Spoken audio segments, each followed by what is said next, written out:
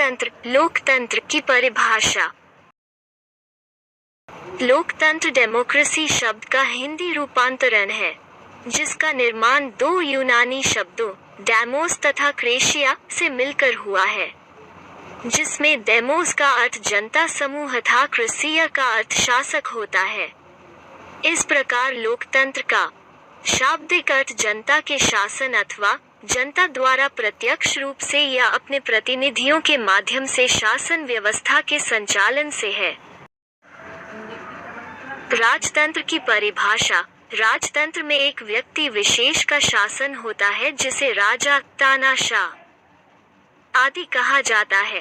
राजतंत्र पद्धति में सदैव राजा का महत्व रहता है, चाहे वो निर्वाचित राजा हो या पैतृक सिद्धांत पर बना राजा हो। लोकतंत्र और राजतंत्र में 5 अंतर।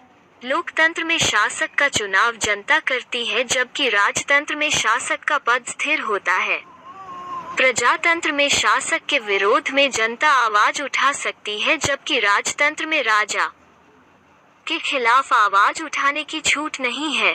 लोकतंत्र में लोग संगठित होकर कोई संगठन या दल बना सकते हैं, लेकिन राजतंत्र में ऐसा नहीं हो सकता। लोकतंत्र में सरकार का विधायिका के प्रति उत्तरदायित्व है, जबकि राजतंत्र में ऐसा कुछ नहीं है। प्रजातंत्र, लोकतंत्र में व्यापक चर्चा के बाद निर्णय लिया जाता है, राजतंत्र में राजा स्वविवेक से निर्णय लेता है। लोकतंत्र की 5 विशेषताएं।